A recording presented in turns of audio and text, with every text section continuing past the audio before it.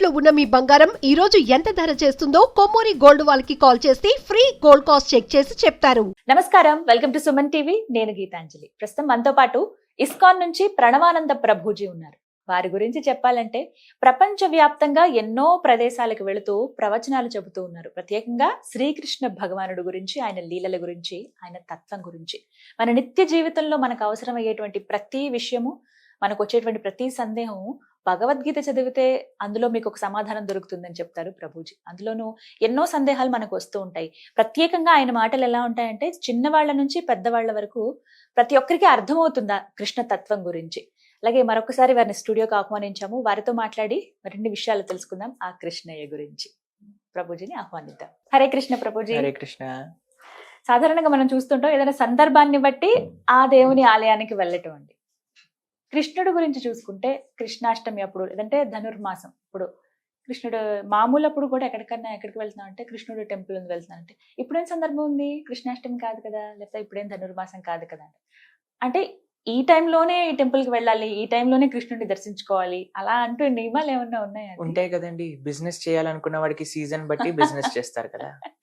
అంతేనా? ఇప్పుడు మీరు ఎక్కడికి వెళ్తున్నారండి అంటే మామిడి పళ్ళు కొనుక్కోండి, అరే ఇది మామిడి పళ్ళు సీజన్ కాదు కదా, వర్షాకాలం కదా అని అంటారు కదా. అలానే అంటే బిజినెస్ చేసేవాడికి ఏముందండి, వాడు సీజన్ చూసి బిజినెస్ చేసుకుంటాడు. కానీ భక్తుడు ఎప్పుడు అలా ఆలోచించడండి. భక్తుడు ప్రతి నిత్యము ఆలయానికి వెళ్తాడు. మీకు ఒక విషయం చెప్తాను, మేము ప్రతిరోజు రామాలయానికి వెళ్ళేవాళ్ళం మేము చదువుకునే సమయంలో. ప్రతిరోజు మేము ఇంజనీరింగ్ చేసినప్పుడు మా కాలేజ్ లో మేము కంప్యూటర్ సైన్స్ చదువుతున్నప్పుడు ప్రతిరోజు కృష్ణాలయానికి వెళ్ళాం. మా కాలేజ్ దగ్గర SRM యూనివర్సిటీ దగ్గర ఒక వేణుగోపాల స్వామి, రుక్మిణి సత్యభామ సమేత వేణుగోపాల స్వామి ఆలయం ఉండేది. ప్రతిరోజు మేము ఆలయాన్ని దర్శనం. ఇప్పుడు మేము ఆశ్రమంలో ఉంటాం, ప్రతిరోజు మేము కనీసం 3 నుంచి 4 సార్లు ఆలయంలో భగవంతుడి దర్శనం చేసుకుంటాం రోజుకి. కాబట్టి మనకి ఎంత భక్తి ఉంటే అంత దర్శనం చేసుకోవచ్చండి. భక్తి ఉన్నవాడు దర్శనానికి వెళ్తాడు, బిజినెస్ చేయాలనుకున్నవాడు సీజన్ చూసుకుంటాడు. అంతే కదండి. ఇప్పుడు చూడండి, మీకు ఒక విషయం చెప్తాను. ఎవరైనా మీకు ఎప్పుడు ఫోన్ చేయని వాడు ఫోన్ చేశాడు అనుకోండి, మనకి ఏం భావన వస్తుంది? ఏం ఫోన్ చేస్తాడు, ఏదో అవసరం ఉంటుందంటే చెప్పు ఏం కావాలి అని అంటే అంతేనా?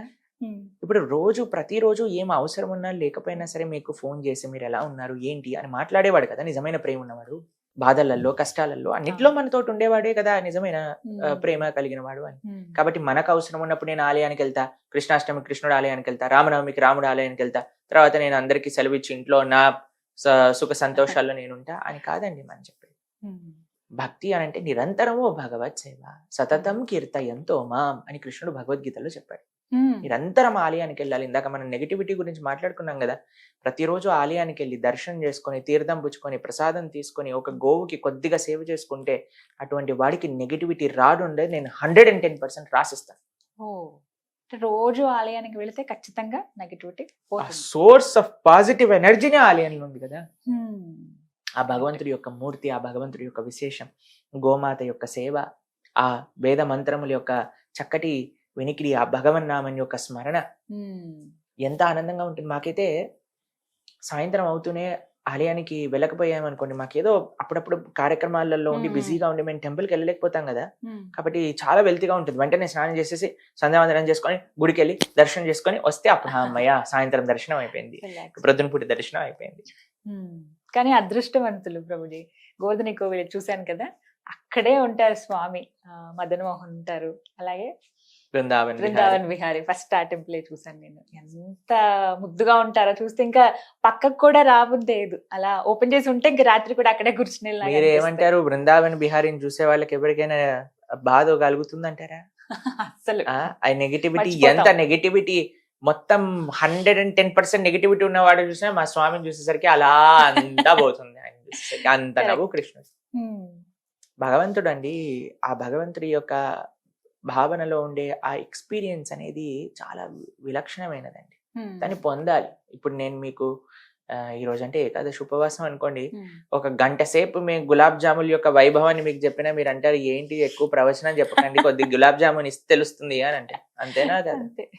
కాబట్టి ఎంత మనం చెప్పినా, ఇప్పుడు మనం గోవర్ధన్ ఈకో విలేజ్ గురించి మీరు వీడియోస్ లో చూపించారు, ఎంత వీడియో చూసి ఆనందపడినా అక్కడికి వచ్చి ఎక్స్పీరియన్స్ చేయండి ఎలా తెలుస్తుంది చెప్పండి. మనం ఇంటర్నెట్ లో చూసి ఆన్లైన్ బుకింగ్ చేసుకొని అక్కడికి వెళ్ళి అక్కడ దర్శనం చేసుకొని అక్కడ ప్రసాదం పుచ్చుకొని అక్కడ ఆర్తులు అటెండ్ అయినప్పుడు అమ్మో అదా నిజమైన ఆనందం అని మనం అనుకోగలుగుతాం. అవునా కాదా చెప్పండి. కరెక్ట్. కాబట్టి ఎవరికైతే ఆ భక్తి భావన ఎక్స్పీరియన్స్ చేస్తారో, ఎవరికైతే ఆ ఆనందం దొరుకుతుందో వాళ్ళు భగవంతుని విడిచిపెట్టలేరండి. అందుకే భక్తులు ప్రతి నిత్యం టెంపుల్ కి వెళ్తారు, దర్శనం చేసుకుంటారు. చాలా మందికి అలవాటు ఉంటుందండి ప్రతిరోజు వెళ్ళేది. కాకపోతే కొంతమంది కుదరదు మాకు, మరి అప్పుడు ఎలా, వారానికి ఎన్నిసార్లు వెళ్తే అన్నట్టు ఉంటుందా, అసలు అలా వెళ్ళొచ్చా అని అడుగుతారు. భారతదేశంలో ఉండి మాకు ఆలయానికి వెళ్ళలేము అని అనటం పెద్ద అబద్ధం. ఎందుకంటే మనకి ప్రతి వాడలో ఒక రామాలయం ఉంటుంది. అవునా కదా చెప్పండి. ఖచ్చితంగా ఎక్కడైనా సరే ఒక ఆలయం ఉంటుంది, ఏదో హనుమంతుడి గుడి ఏదో ఒకటి ఉంటుంది. మీరు వెళ్ళండి, దండం పెట్టుకోండి, ఒక నిమిషం కూర్చోండి, చక్కగా బొట్టు పెట్టుకోండి, తీర్థం పుచ్చుకోండి, దర్శనం చేసుకోండి, స్వామికి ప్రార్థన చేసుకోండి, ఇలా ఇలా ఈ రోజు ఇవన్నీ చేస్తున్నామని విన్నవించుకోండి. ఎంత అద్భుతమైన ఆలోచన. భగవంతుడికి ప్రార్థన చేయండి, తండ్రి మేము ధర్మ మార్గంలో ఉండేటట్టుగా దీవించు అని స్వామికి ప్రార్థన చేస్తే ఆ శక్తి, మనం ఫోన్ రోజు ఎలా అయితే ఛార్జింగ్ పెట్టుకుంటామో భగవంతుడి దగ్గరికి వెళ్తే మనకి ఒక రకమైన ఛార్జింగ్ వస్తుంది అనమాట. కాబట్టి అప్పుడు ఏ నెగిటివ్ ఎనర్జీ మనల్ని ఏం చేయలేదండి. ఆ భగవంతుడి యొక్క శక్తి మనల్ని కవర్ చేస్తూ ఉంటుంది అనమాట. ఇప్పుడు చాలా మంది నెగిటివ్ ఎనర్జీస్, నెగిటివ్ ప్రయోగాల గురించి, బ్లాక్ మ్యాజిక్ గురించి, వాటి గురించి, వీటి గురించి, దిష్టి ఇవన్నీ అంటాం కదా, ఇవన్నీ భగవంతుడి దగ్గర ఉండవండి. ఎప్పుడైతే ఆ భగవంతుడి ప్రొటెక్షన్ మన పైన ఉంటుందో, అందుకే బొట్టు పెట్టుకుంటున్నాం అని చెప్తాం. ఇప్పుడు ఏముందండి, ఎంతమంది హిందువులు బొట్టు పెట్టుకుంటున్నారు చెప్పండి. సనాతని అని పెట్టుకుంటారు, ఒక కేసర్ ఫ్లాగ్ ఇన్స్టాగ్రామ్ ప్రొఫైల్, కానీ బొట్టు ఉండదు. సనాతని అని నువ్వు చెప్పుకోవడానికి ఇన్స్టాగ్రామ్ లో ఫ్లాగ్ పెట్టుకుంటే అవ్వవు నువ్వు సనాతని. నుదుటి పైన బొట్టు పెట్టుకోవాలి. కేవలం నుదుటి పైన బెట్టు పెట్టుకోవటం కాదు, మనసులో ఆ భావన ఉండాలి మనకి.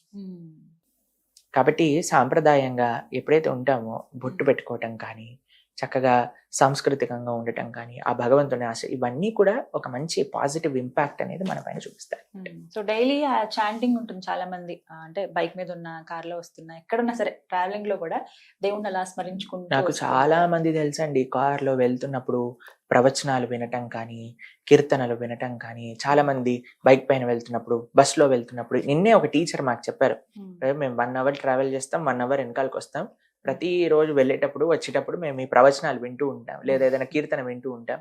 కారులో చాలా మంది నాకు తెలుసండి ప్రవచనాలు పెట్టుకొని, కీర్తన పెట్టుకొని ప్లే చేసుకుంటూ వెళ్ళి పిచ్చి పిచ్చి ఎఫ్ఎంలు పెట్టుకొని. ఒకసారి మేము ముంబైలో టాక్సీలో వెళ్తున్నాం, ఆయన ఎఫ్ఎం ఆన్ చేశాడు, మాకైతే తలనొప్పి వచ్చేసింది. వాళ్ళు ఏం మాట్లాడుతున్నారు వినేసరికి అనుకున్నా, ఎంత చిల్లర జోక్స్, వల్గర్ విషయాలు మాట్లాడటం కంటే చక్కగా కీర్తన పెట్టుకోండి, ప్రవచనం పెట్టుకోండి. ఎలా మీరు ట్రావెల్ చేస్తున్నా సరే ఇయర్ ఫోన్స్ ఉన్నాయి కదండి బ్రహ్మాండంగా.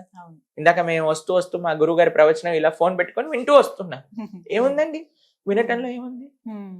ఆ పాజిటివిటీ కనెక్ట్ ఎలా అవ్వాలి అని మనం ఆలోచించినప్పుడు మనకి 100 కారణాలు దొరుకుతాయి పాజిటివిటీ కనెక్ట్ అవ్వాలి. కాబట్టి చక్కగా ప్రతి నిత్యము ఆలయానికి వెళ్ళాలి. అంతేకాని మీరు బిజినెస్ చేయడానికి వెళ్తే మీ ఇష్టం అది, కానీ భక్తి భావన, భక్తి కావాలి, ధర్మంగా నడుచుకోవాలి అని వెళ్ళిన ప్రతి నిత్యము ఆలయానికి వెళ్ళాలి. ఏ ఆలయం అయినా సరే, చిన్న పెద్దది చూసుకోకుండా చక్కగా వెళ్ళాలంతే, మన భావన ఉండాలంతే. చక్కగా వివరించారు ప్రభుజీ. హరే కృష్ణ. హరే కృష్ణ.